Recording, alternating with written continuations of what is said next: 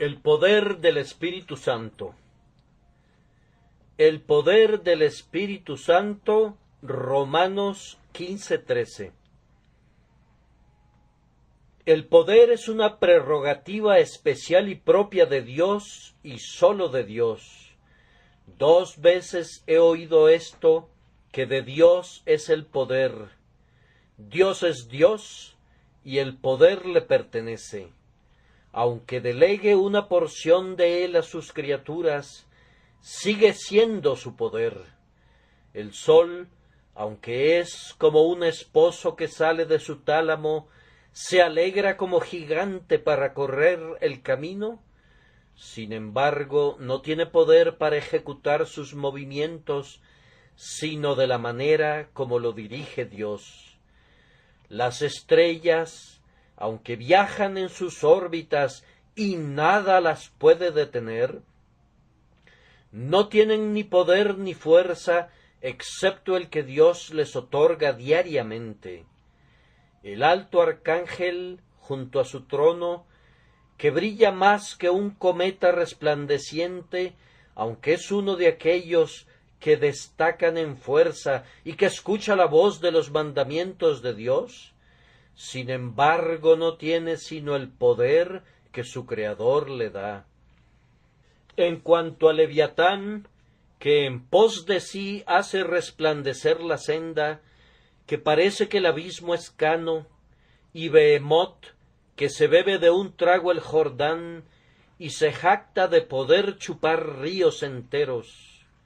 Esas criaturas majestuosas que se encuentran sobre la tierra deben su fortaleza a Él, que formó sus huesos de acero y sus miembros como barras de hierro.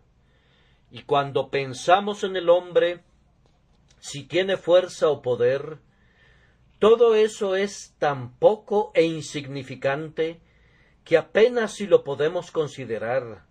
Sí, cuando está en su punto más grande, cuando empuña su cetro, cuando está al mando de sus ejércitos, cuando gobierna naciones, aun así el poder le pertenece a Dios. Y es verdad, 2 veces he oído esto, que de Dios es el poder. Esta prerrogativa exclusiva de Dios se encuentra en cada una de las 3 personas de la gloriosa Trinidad. El Padre tiene poder, pues por su palabra fueron hechos los cielos y todo lo que contienen. Por su fuerza todas las cosas se mantienen y por él cumplen con su destino. El Hijo tiene poder, pues como su Padre, él es el creador de todas las cosas. Sin él no fue hecho nada de lo que ha sido hecho, y en él todas las cosas subsisten. Y el Espíritu Santo tiene poder. Hoy voy a hablar acerca del poder del Espíritu Santo. Espero que puedan tener ustedes una ejemplificación práctica de ese atributo en sus propios corazones, cuando sientan que la influencia del Espíritu Santo está siendo derramada en mí y que estoy comunicando las palabras del Dios viviente a las almas de ustedes, y que esa influencia les sea otorgada también a ustedes y que sientan sus efectos en sus propios espíritus. Consideraremos el poder del Espíritu Santo de 3 maneras en este día. Primero, las manifestaciones externas y visibles de ese poder. Segundo, las manifestaciones internas y espirituales de él. Y tercero, las obras futuras y esperadas derivadas de ese poder. Confío que de esta manera el poder del Espíritu se hará presente claramente en las almas de ustedes. Primero, entonces, debemos ver el poder del Espíritu en sus manifestaciones externas y visibles. El poder del Espíritu no ha estado inactivo, ha estado trabajando. Mucho ha sido hecho ya por el Espíritu de Dios, más de lo que pudiera haber sido logrado por ningún ser, excepto el infinito, eterno, todopoderoso Jehová, de quien el Espíritu Santo es una persona. Hay 4 obras que son los signos externos y manifiestos del poder del Espíritu: las obras de creación, obras de resurrección, obras de testimonio y las obras de gracia. De cada una de estas obras hablaré brevemente. Primero, el Espíritu ha manifestado la omnipotencia de su poder en las obras de la creación, pues aunque no se menciona frecuentemente en la Escritura, sin embargo, algunas veces la creación es atribuida al Espíritu Santo, así como también al Padre y al Hijo. La creación de los cielos se nos dice que es la obra del Espíritu de Dios. Esto lo verán de inmediato en las Sagradas Escrituras. Job 26:13. Su espíritu adornó los cielos, su mano creó la serpiente tortuosa. Se dice que todas las estrellas del cielo fueron colocadas en lo alto por el Espíritu, y una constelación particular llamada la serpiente tortuosa es señalada especialmente como el trabajo de sus manos. Él desata las ligaduras de Orión. Él ata con cadenas las dulces influencias de las Pléyades y guía a la Osa Mayor junto con sus hijos. Él hizo todas esas estrellas que brillan en el cielo. Los cielos fueron adornados por sus manos, y él formó a la serpiente tortuosa por su poder. Y así también muestra su poder en esos actos continuos de creación que todavía se realizan en el mundo, como el crear al ser humano y a los animales, su nacimiento y generación. Estos también se le asignan al Espíritu Santo. Si ven el Salmo 104, en los versículos 29 y 30, leerán: escondes tu rostro, se turban, les quitas el hálito, dejan de ser y vuelven al polvo. Envías tu espíritu, son creados, y renuevas la faz de la tierra. Así ven ustedes que la creación de todo hombre es la obra del Espíritu, y la creación de toda vida y toda carne. La existencia de este mundo se debe atribuir al poder del Espíritu, así como también el primer adorno de los cielos, o darle forma a la serpiente tortuosa. Y si ven en el primer capítulo del Génesis, allí notarán particularmente explicada esa peculiar obra de poder en el universo que fue llevada a cabo por el Espíritu Santo. Ustedes descubrirán entonces cuál fue su trabajo especial. En el versículo 2 del primer capítulo de Génesis leemos: y la tierra estaba desordenada y vacía, y las tinieblas estaban sobre la faz del abismo, y el Espíritu de Dios se movía sobre la faz de las aguas. No sabemos cuán remoto pueda ser el período de la creación de nuestra tierra, ciertamente muchos millones de años antes del tiempo de Adán. Nuestro planeta ha pasado por varias etapas de existencia y diferentes clases de criaturas han vivido en su superficie, todas ellas creadas por Dios. Pero antes que esa era llegara, en la que el ser humano sería su habitante principal y monarca, el Creador entregó el mundo a la confusión.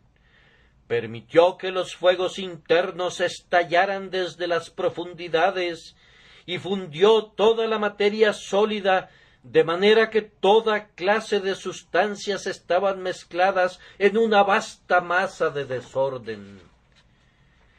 El único nombre que se podría dar al mundo de entonces es que era una caótica masa de materia. ¿Cómo debió haber sido?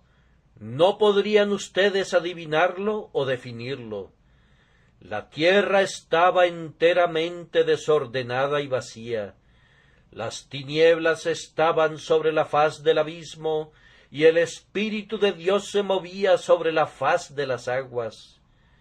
Llegó el Espíritu, y extendiendo sus anchas alas, ordenó a las tinieblas que se dispersaran, y al volar él sobre la tierra, todas las diferentes porciones de materia se colocaron en sus lugares, y ya no fue desordenada y vacía. Se volvió redonda como sus planetas hermanos y se puso en movimiento, cantando elevadas alabanzas a Dios, no de manera discordante como lo había hecho antes, sino como una grandiosa nota en la vasta escala de la creación.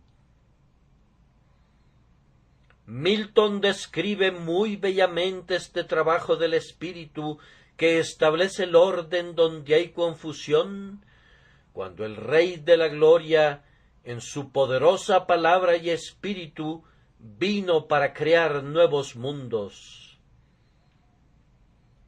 Sobre el piso celestial se detuvieron y desde la orilla contemplaron el vasto inmensurable abismo, tempestuoso como un mar, sombrío, desolado, salvaje, conmocionado hasta el fondo por vientos furiosos y por olas hinchadas como montañas, al asalto de las alturas del cielo para mezclar el polo con lo profundo.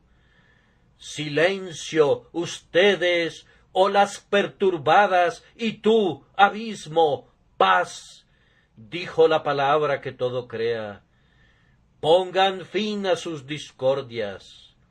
Entonces sobre las aguas calmadas el Espíritu de Dios extendió sus alas creadoras e infundió virtud vital y calor vital a través de toda la masa fluida. Esto, vean ustedes, es el poder del Espíritu. Si hubiéramos visto a esa tierra en toda su confusión, hubiéramos dicho, ¿quién puede hacer un mundo de todo esto? La respuesta hubiera sido, el poder del Espíritu lo puede hacer. Con sólo extender sus alas como de paloma, él puede hacer que todas las cosas se junten. Por ello habrá orden en donde no había nada sino confusión.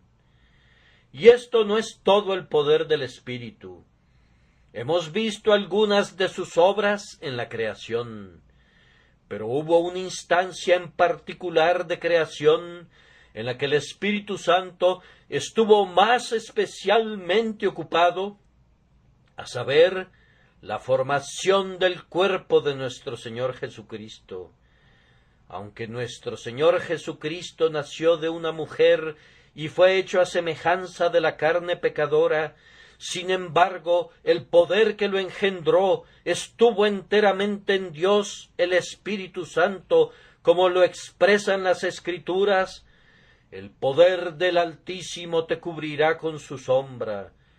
Él fue concebido por el Espíritu Santo, como dice el credo de los apóstoles, por lo cual también el santo ser que nacerá será llamado Hijo de Dios.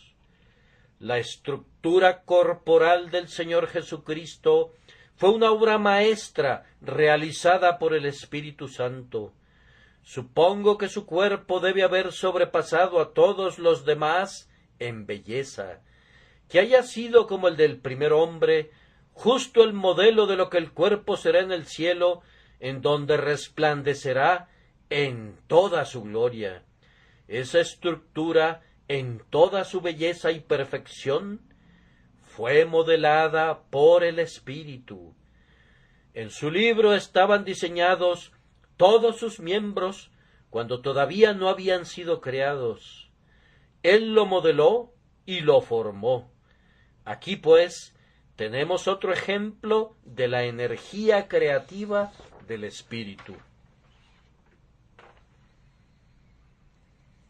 Una segunda manifestación del poder del Espíritu Santo se encuentra en la resurrección del Señor Jesucristo. Si alguna vez han estudiado este tema, pueden haberse sentido desconcertados al hallar que algunas veces la resurrección de Cristo se le atribuye a Él mismo. Por su propio poder y divinidad, Él no podía haber sido detenido por los lazos de la muerte, pero como Él voluntariamente entregó su vida, tenía poder para retomarla. En otra parte de la Escritura encontramos que la resurrección es atribuida a Dios el Padre, le levantó de los muertos, exaltado por la diestra de Dios, y así otros muchos pasajes similares. Pero también se dice en la Escritura que Jesucristo fue levantado de entre los muertos por el Espíritu Santo. Ahora bien, todas esas cosas son ciertas. Él resucitó por el Padre, porque el Padre dijo: «Suelten al prisionero, déjenlo ir. La justicia ha sido satisfecha. Mi ley ya no requiere más satisfacción. La venganza ha recibido lo que le correspondía, déjenlo ir». Aquí dio él un mensaje oficial que liberó a Jesús de la tumba. Fue levantado por su propia majestad y poder, porque él tenía el derecho de salir, y así lo sintió él, y por ello rompió las ataduras de la muerte. Él ya no podía ser retenido por ellas. Pero él fue levantado por el Espíritu en cuanto a esa energía que recibió su cuerpo mortal, por la cual se levantó de nuevo después de haber permanecido en su tumba por 3 días y noches. Si quieren pruebas de esto, deben abrir otra vez su Biblia en Primera de Pedro 3:18, porque también Cristo padeció una sola vez por los pecados, el justo por los injustos, para llevarnos a Dios, siendo a la verdad muerto en la carne, pero vivificado en espíritu. Y se puede encontrar otras pruebas en Romanos 8:11. Me gusta citar los textos porque creo que es una gran falla de los cristianos no escudriñar las Escrituras lo suficiente, y yo haré que lo hagan cuando estén aquí, si es que no lo hacen en otros lugares. Y si el Espíritu de aquel que levantó de los muertos a Jesús mora en vosotros, el que levantó de los muertos a Cristo Jesús vivificará también vuestros cuerpos mortales por su Espíritu que mora en vosotros. La resurrección de Cristo, pues, fue efectuada por la agencia del Espíritu, y aquí tenemos una noble ilustración de su omnipotencia. Si hubieran podido entrar, como lo hicieron los ángeles, en la tumba de Jesús y ver su cuerpo durmiente, lo hubieran encontrado frío como cualquier otro cadáver. Si levantaran su mano, se desplomaría a un lado. Si hubieran podido mirar sus ojos, estarían vidriosos, y allí se ve la lanzada mortal que debió acabar con su vida. Vean sus manos, no fluye la sangre, están frías e inmóviles. ¿Puede vivir ese cuerpo? ¿Puede levantarse? Sí, y ser un ejemplo del poder del Espíritu, porque cuando el poder del Espíritu llegó a él, al igual que cuando cayó sobre los huesos secos del valle, se levantó en la majestad de su divinidad, brillante y resplandeciente, que asombró a los vigilantes de manera que huyeron. Sí, se levantó para no morir más, sino para vivir para siempre, Rey de reyes y Príncipe de los reyes de la tierra. La tercera de las obras del Espíritu Santo que han demostrado su poder de manera maravillosa son las obras de testimonio. Con ello quiero decir las obras que atestiguan. Cuando Jesucristo fue bautizado en el río Jordán, el Espíritu Santo descendió sobre él en forma de paloma y lo proclamó el Hijo amado de Dios. Eso es lo que yo llamo una obra de testimonio. Y cuando después levantó al muerto, cuando sanó al leproso, cuando les habló a las enfermedades y éstas huyeron rápidamente, cuando salieron precipitadamente por millares los demonios de los que estaban poseídos, todo eso se hizo por el poder del Espíritu. El Espíritu habitaba en Jesús sin medida, y por ese poder se obraron todos esos milagros. Estas fueron obras de testimonio.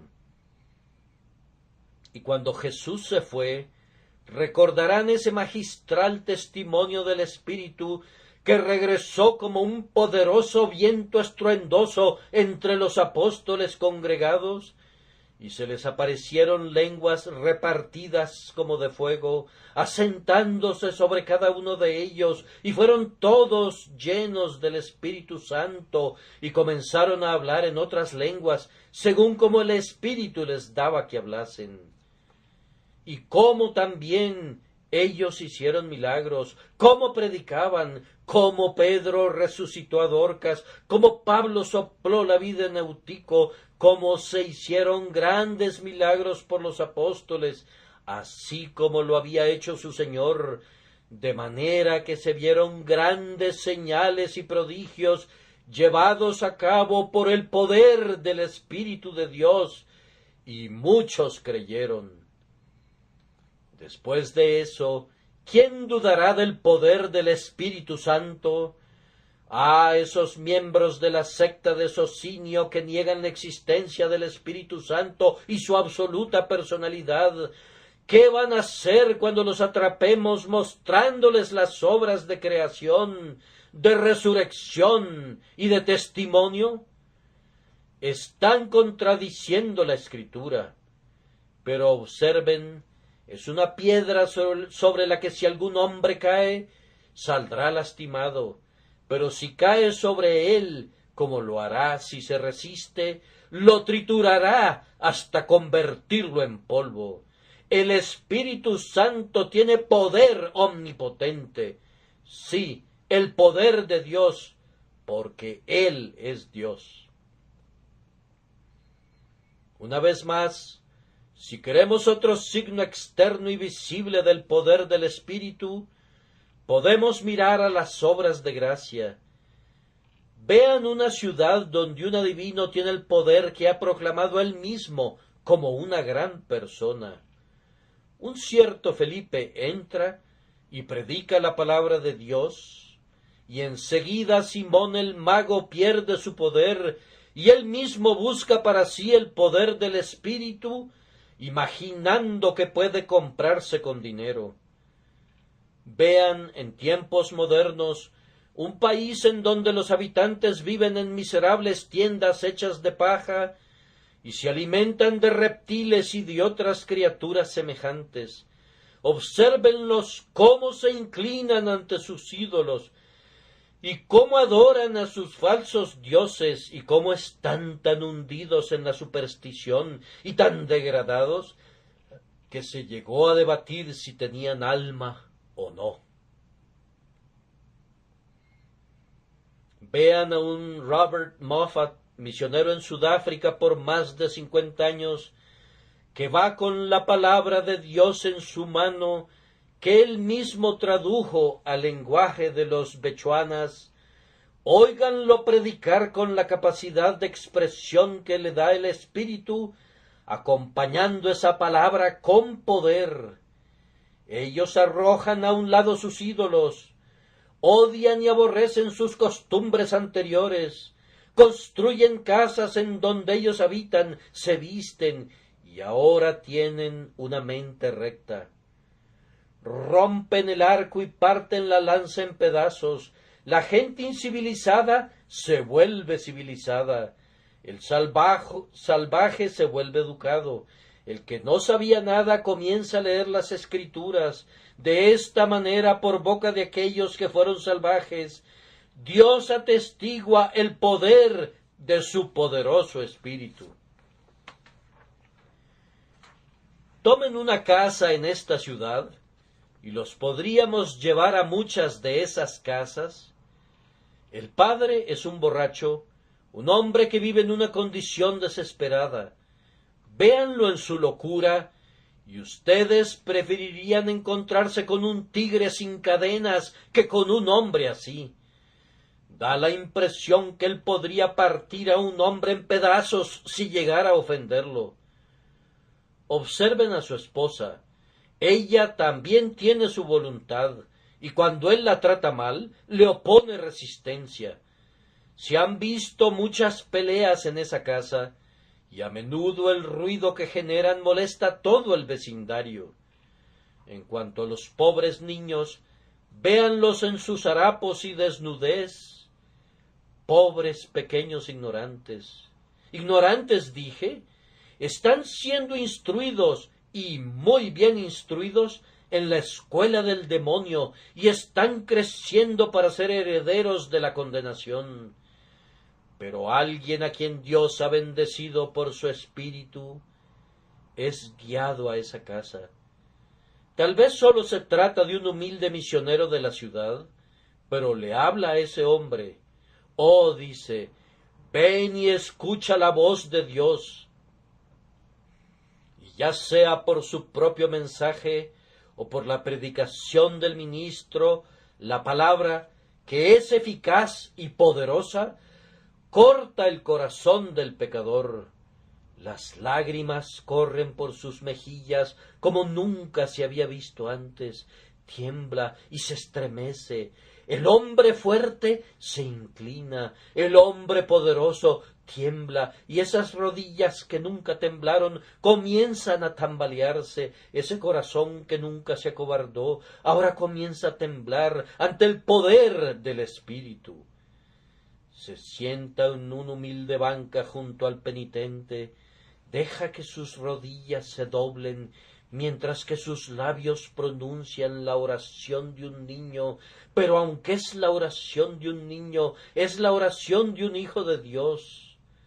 Le cambia su carácter. Observen el cambio en su casa. Su mujer se vuelve una señora decente. Esos niños son el crédito de la casa, y a su debido tiempo crecen como ramas de olivo alrededor de su mesa, adornando su casa como piedras preciosas. Si pasan por esa casa, no escucharán ruido ni peleas, sino cánticos de Sión. Véanlo, no más orgías de borracho.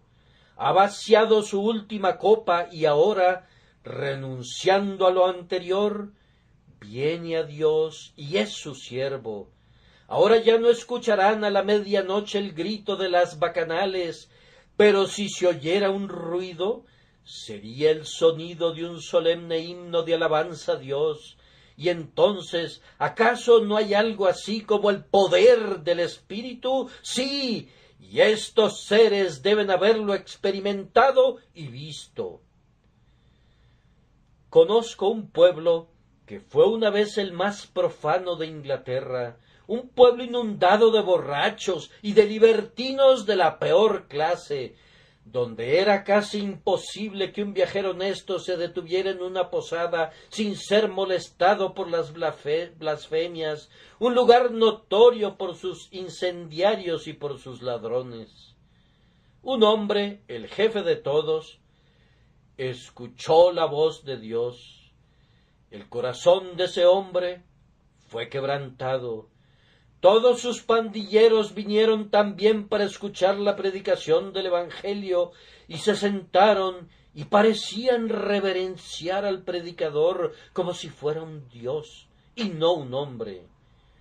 Estos hombres fueron cambiados y reformados, y todo aquel que conoce ese lugar afirma que un cambio así no hubiera podido ocurrir nunca, sino sólo mediante el poder del Espíritu Santo. Dejen que se predique el Evangelio y que sea derramado el Espíritu, y verán que tiene un poder tal como para cambiar la conciencia, para mejorar la conducta, para levantar al degradado, para castigar y reprimir la maldad de la raza, y ustedes deben gloriarse en eso.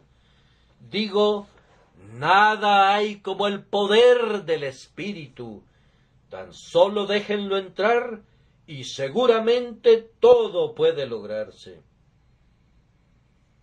Ahora, el segundo punto, el poder interior y espiritual del Espíritu Santo. Lo que ya he mencionado puede ser visto. De lo que estoy a punto de hablar debe ser sentido, y ningún hombre entenderá verdaderamente lo que digo a menos que lo sienta. Lo visible, aun el infiel debe confesarlo.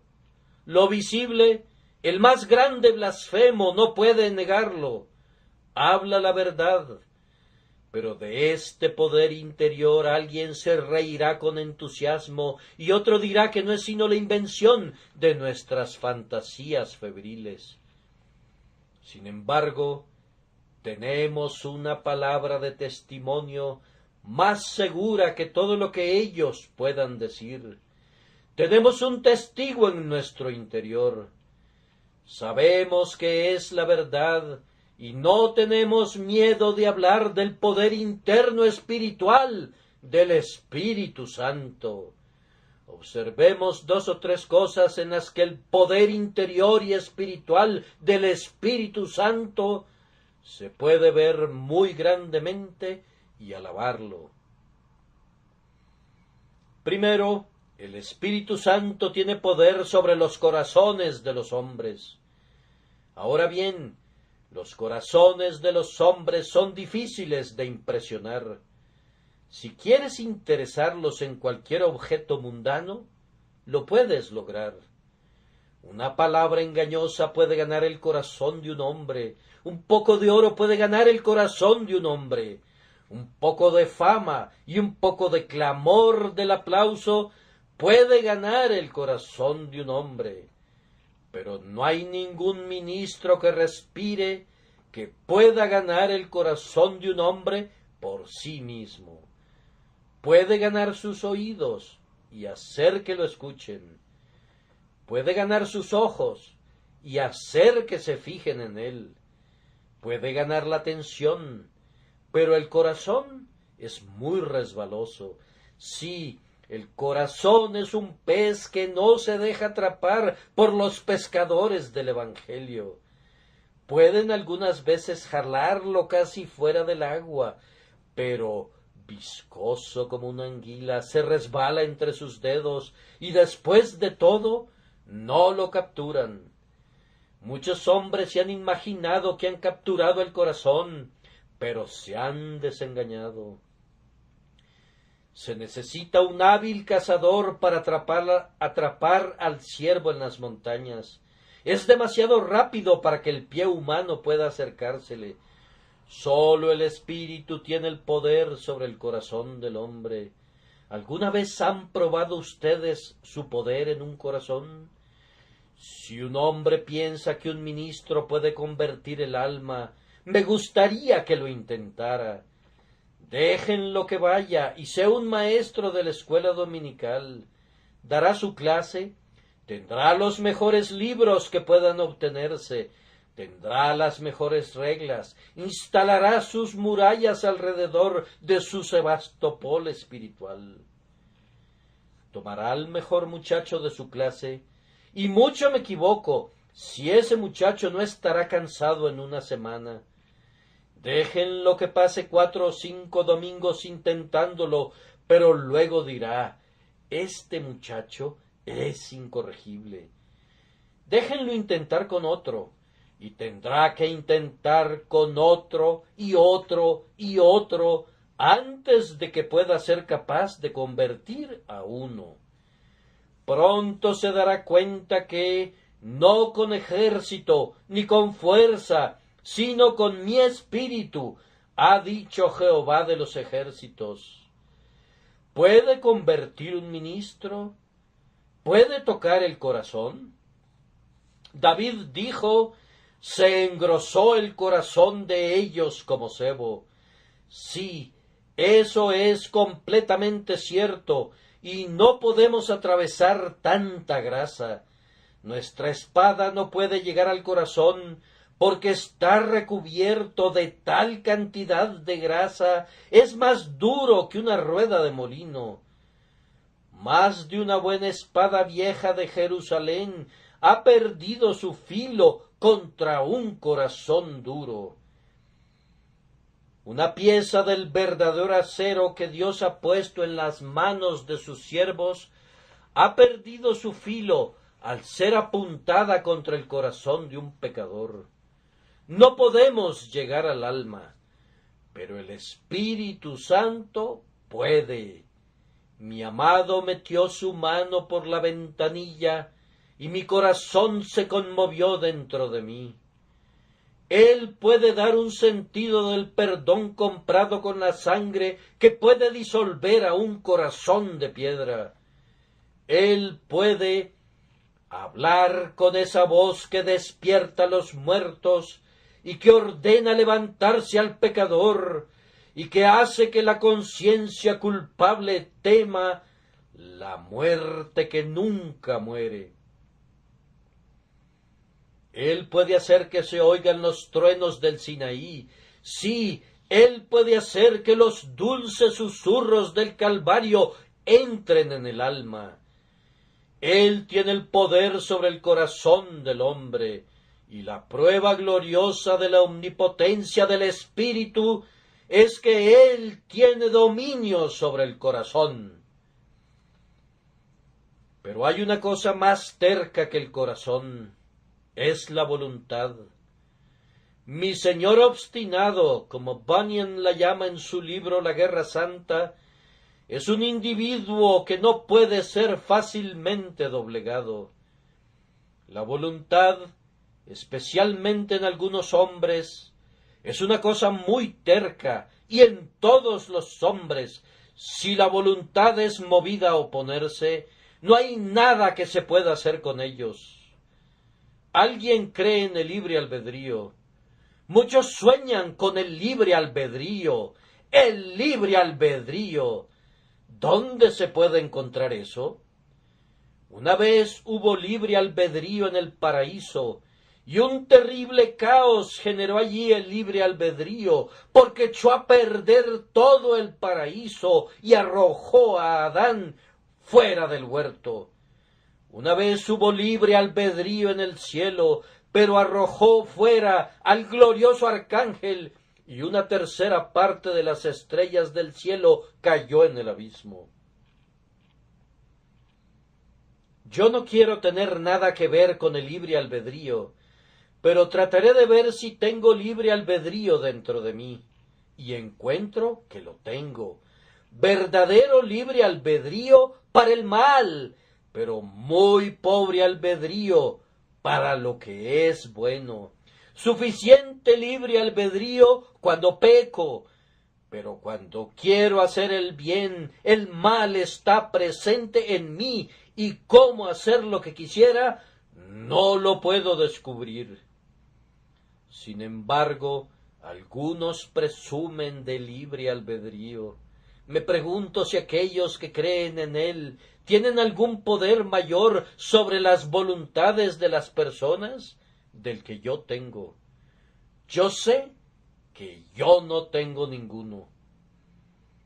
Encuentro que el viejo proverbio es muy cierto: un hombre puede llevar un caballo al agua, pero 100 hombres no pueden hacer que beba. Encuentro que yo puedo llevar a todos ustedes al agua, y a muchos más de los que pueden caber en esta capilla, pero yo no los puedo hacer beber, y no creo que ni 100 ministros puedan hacerlos beber a ustedes. He leído a Rowland Hill, Whitefield y otros muchos para ver qué hicieron ellos, pero no puedo descubrir un plan para cambiar las voluntades de ustedes. No puedo persuadirlos, y ustedes no cederán de ninguna manera. No creo que ningún hombre tenga poder sobre la voluntad de su compañero, pero el Espíritu de Dios sí lo tiene. Los haré dispuestos en el día de mi poder. Hace que el pecador que no tiene voluntad quiera de tal manera que va impetuosamente tras el Evangelio. El que era obstinado ahora se apresura hacia la cruz. El que se reía de Jesús ahora se aferra a su misericordia. Y el que no quería creer ahora es llevado a creer por el Espíritu Santo, no sólo con gusto, sino ansiosamente. Es feliz, está contento de hacerlo, se regocija con el sonido del nombre de Jesús y se deleita en correr por el camino de los mandamientos de Dios. El Espíritu Santo tiene poder sobre la voluntad. Y sin embargo creo que hay algo que es peor que la voluntad. Podrán imaginar a qué me refiero. La voluntad es algo más difícil de doblegar que el corazón. Pero hay una cosa que excede a la voluntad en su maldad, y es la imaginación. Espero que mi voluntad esté dirigida por la gracia divina, pero me temo que en ocasiones mi imaginación no lo está. Aquellos que tienen mucha imaginación saben qué cosa tan difícil es de controlar. No la pueden refrenar, romperá las riendas, nunca serán capaces de dominarla. La imaginación a veces volará hacia Dios con tal poder que las alas del águila no pueden igualarla. A veces tiene tal poder que casi puede ver al rey en su belleza y la tierra distante. En lo que a mí respecta, mi imaginación me lleva a veces sobre las puertas de hierro, a través de ese infinito desconocido, hasta las propias puertas de perlas, y descubrir al bendito glorificado. Pero si es potente en un sentido, también lo es en otro, pues también mi imaginación me ha hecho descender a los más viles escondrijos y cloacas de la tierra. Me ha traído pensamientos tan horribles que, a pesar de no poder evitarlos, he estado completamente aterrorizado por ellos. Estos pensamientos vendrán, y cuando me siento en mi marco más santo, más devoto hacia Dios y más fervoroso en mi oración, a menudo sucede que es el preciso momento que estalla la plaga en su peor forma. Pero me gozo y pienso una cosa, que puedo clamar cuando esta imaginación viene a mí. Yo sé que se dice en el libro de Levítico que cuando se cometía un acto de maldad, si la muchacha clamaba contra él, entonces salvaba su vida. Así sucede con el cristiano. Si clama, hay esperanza. ¿Pueden encadenar la imaginación? No, pero el poder del Espíritu Santo sí puede. Lo hará, y ciertamente termina haciéndolo. Lo hace aún aquí en la tierra. Pero la última cosa es el futuro y los efectos deseados. Porque después de todo, aunque el Espíritu Santo ha hecho tanto, no puede decir todavía consumado es.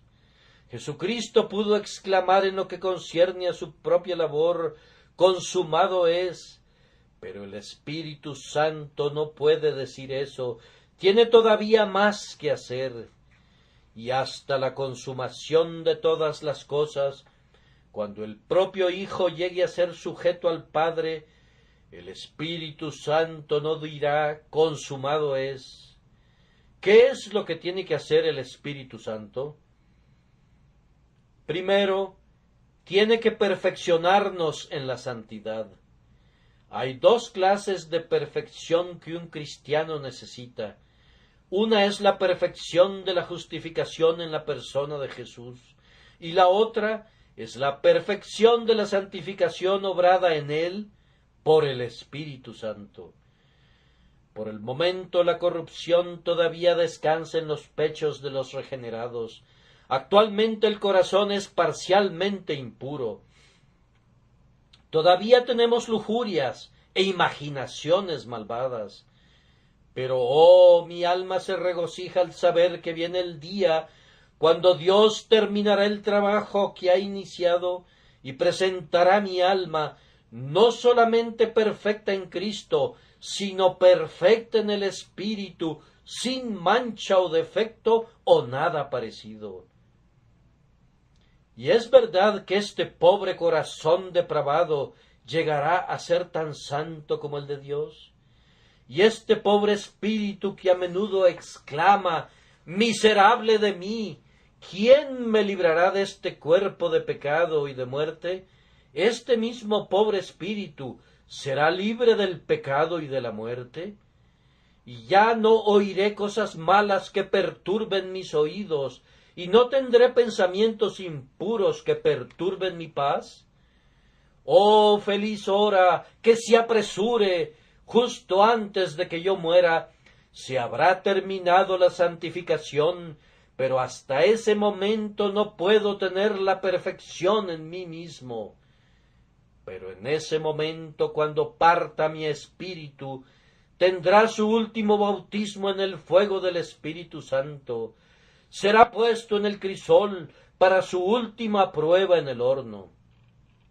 Y entonces, libre de toda escoria y fino como una barra de oro puro, será presentado a los pies de Dios sin el mínimo grado de escoria o mezcla. Oh hora gloriosa, oh momento bendito, pienso que deseo morir aunque no hubiera un cielo, si tan solo pudiera tener esa última purificación y salir de la corriente del río Jordán totalmente limpio después de ser lavado. Oh, ser lavado y quedar blanco, limpio, puro, perfecto. Ni un ángel será más puro de lo que yo seré. Sí, ni Dios mismo será más santo. Seré capaz de decir en un sentido doble, gran Dios, soy limpio, por medio de la sangre de Jesús soy limpio, y a través de la obra del Espíritu también soy limpio. ¿No debemos ensalzar el poder del Espíritu Santo que nos hace aptos para estar ante nuestro Padre en el cielo?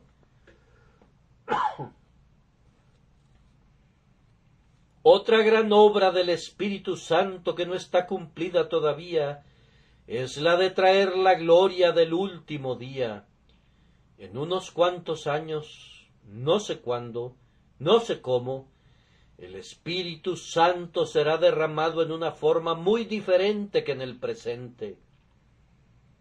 Hay diversidades de operaciones, y durante los últimos años ha sido el caso que las operaciones diversificadas han consistido en muy poco derramamiento del Espíritu. Los ministros siguen una rutina monótona, continuamente predicando,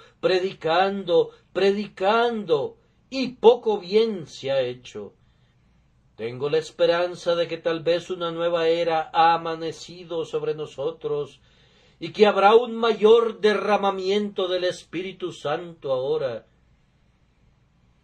porque llega la hora, y puede ser justo ahora, cuando el Espíritu Santo será derramado otra vez, de una manera tan maravillosa, que muchos correrán de un lado a otro, y se incrementará el conocimiento.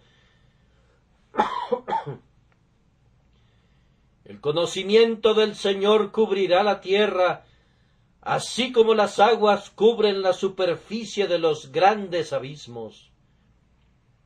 Vendrá su reino, y su voluntad será hecha en la tierra como lo es en el cielo. No estaremos esforzándonos para siempre como Faraón, sin las ruedas de su carruaje. Mi corazón se alegra, y mis ojos brillan con el pensamiento de que muy probablemente viviré para ver cómo se vierte así el Espíritu cuando los hijos y las hijas de Dios otra vez profetizarán, y los jóvenes verán visiones, y los ancianos soñarán sueños. Tal vez no habrá dones milagrosos, porque no serán requeridos, pero sin embargo habrá tal cantidad milagrosa de santidad, tal extraordinario fervor de oración, tal real comunión con Dios, y tanta religión vital, y tanta difusión de las doctrinas de la cruz, que todo mundo verá que verdaderamente el Espíritu es derramado como agua, y las lluvias descienden de arriba. Oremos por eso, laboremos continuamente por eso, y busquemos lo de Dios.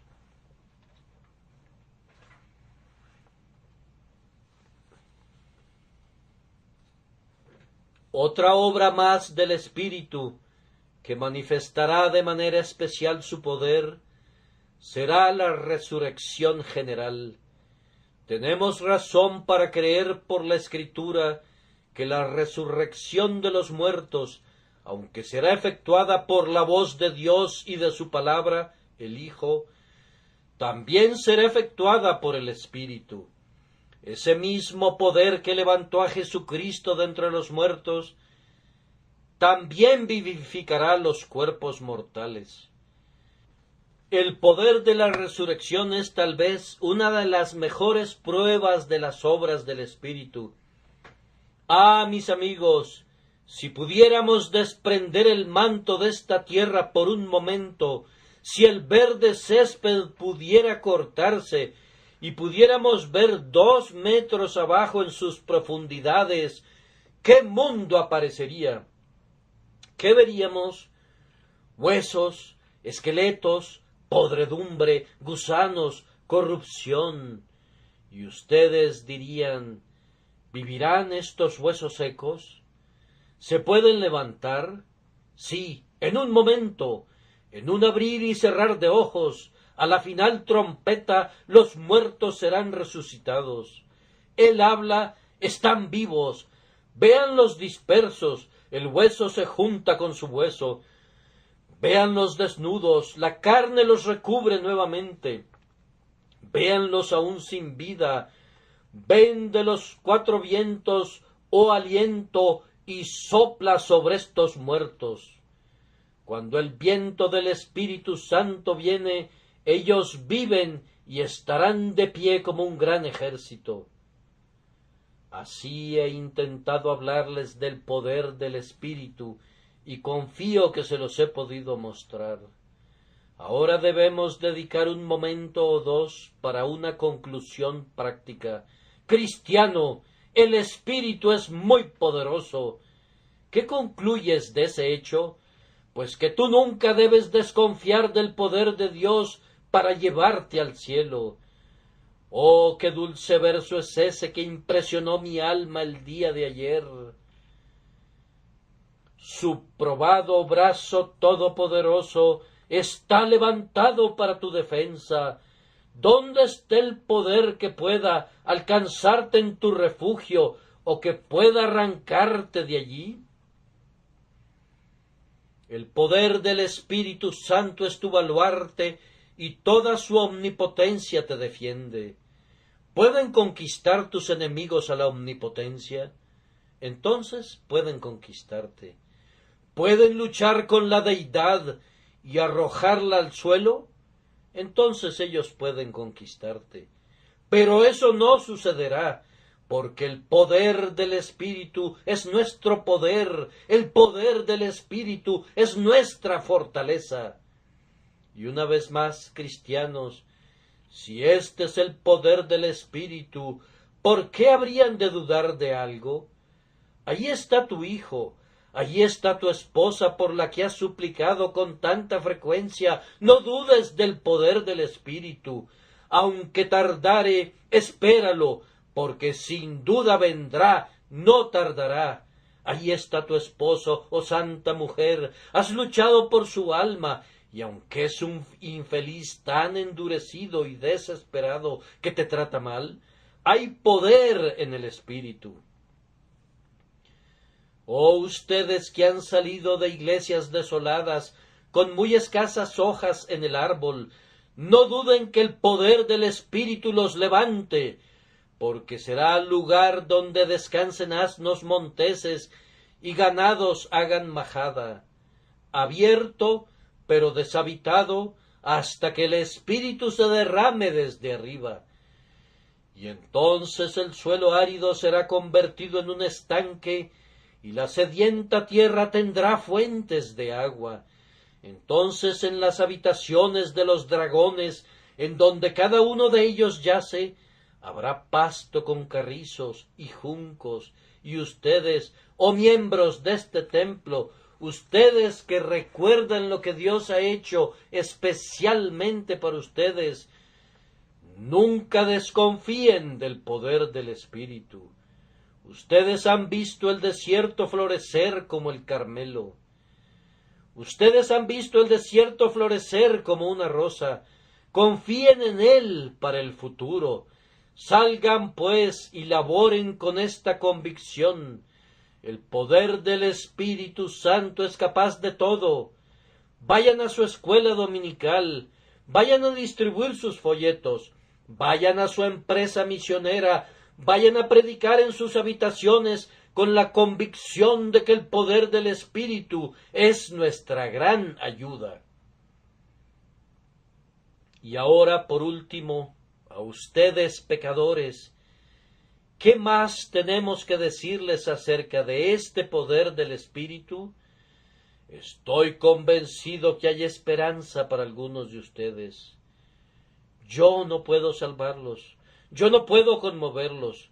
A veces puedo hacer que lloren, pero se secan sus ojos y todo ha terminado. Pero yo sé que mi Señor sí puede. Ese es mi consuelo. Tú, el primero de los pecadores, hay esperanza para ti. Este poder te puede salvar como a cualquiera. Es capaz de romper tu corazón, aunque sea de hierro. Puede hacer que de tus ojos broten las lágrimas, aunque hayan sido como rocas anteriormente. Su poder es capaz hoy, si Él lo quiere, de cambiar tu corazón, de modificar la corriente de todas tus ideas, de hacerte de inmediato un hijo de Dios, de justificarte en Cristo. Hay poder suficiente en el Espíritu Santo. Él puede traer a los pecadores a Jesús. Él es capaz de hacerte querer en el día de su poder. ¿Quieres esta mañana?